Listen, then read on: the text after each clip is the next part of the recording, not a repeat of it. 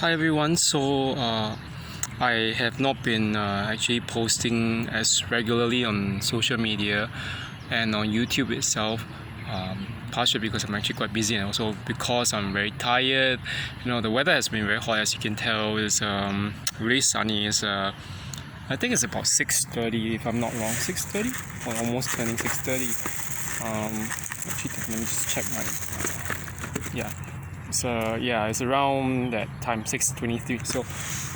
Okay, I just wanted to actually make this video about the topic of the ultimate fate of the narcissist, and because I actually have, I came across a particular meme sometime back. It was actually posted by a friend of mine.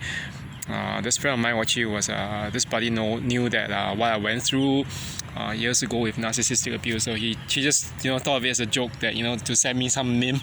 Okay, the meme. Okay, just let me go through that. It's actually about the theme of the ultimate fate of the narcissist. So this meme begins with a situation where you end up in heaven, and then in heaven you see your narcissistic ex right there. Okay, and then right at that moment when you see your narcissistic ex in heaven, surprisingly God comes in, his voice, and he said, "Yes, I know, I let a roach in."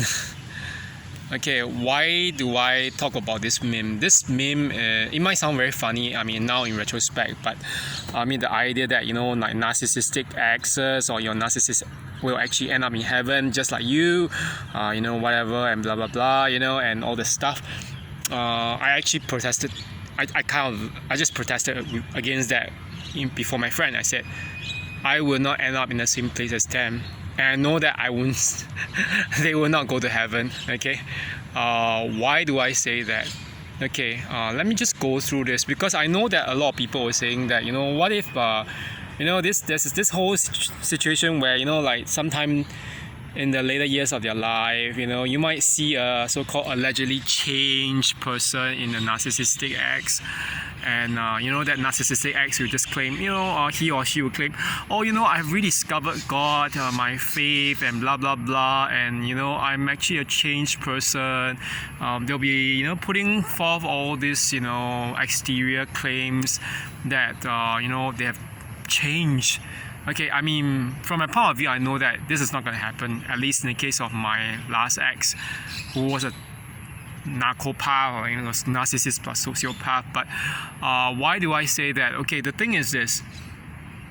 I know that it actually, it depends on also your faith tradition and your religious tradition, because I know that for certain like faith traditions such as Protestant or evangelical Christians, the idea that you're saved because of one particular event, that you are just saved because you said this prayer and blah blah blah, and or you pray and ask God into your life, whatever, and therefore you're saved. But this is not the way it's being understood. Actually, in reality, we know that there are people who are faking, they're faking conversion, because the real thing is that there's conversion because you really see that there's something wrong with you and you want to change, and you subsequently change. But there's also the fake conversion, because you are scared of actually going to hell. So you actually, on the outside you pretend that you have changed your beliefs, and you're now like either Christian or whatever religion, and then now you're doing good deeds on the outside. But how do we know what the heart is? The heart is so, people like narcissists, they are always hiding behind a false self. The true heart of a narcissist is basically no heart, actually. All these things that we see on the outside, just exterior. So don't be fooled. That's one thing I would say. And I actually protested against that meme, especially because it assumes that they can change, or that they can fool God, and they are able to fool everyone. Yes, they can fool almost everyone, but they can't fool people who are actually initiated into that pain that they've caused. And or as well as God. Yes, I think God knows their bullshit. Okay, I'm not even I'm not even swearing about that. Their BS, their nonsense. You think that God is God dumb? No, he knows who they are right from the start. The thing is that maybe we don't see that so-called karma or poetic justice right now because they are after all very expert liars and storytellers. They create so many fake and believable accounts on social media and elsewhere. But once you remove all this on the outside and if you were to just dig it deep enough into their heart, you might realize that actually at the end of it, at the bottom of it all, it's just a bottomless pit. There's nothing. The bottomless pit is just that.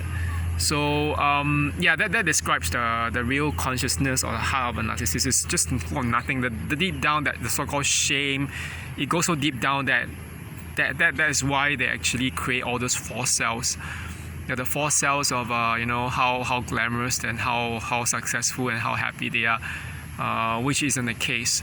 So I really believe that they are in a hell of their own choosing, and you don't even have to wait for them to go to hell after they die off, because that there's a really obvious verse that I think in the Bible there was like the faith tradition I grew up in, even as a Christian and although I can't call myself evangelical, now I'm actually on the road to conversion to Eastern Orthodoxy.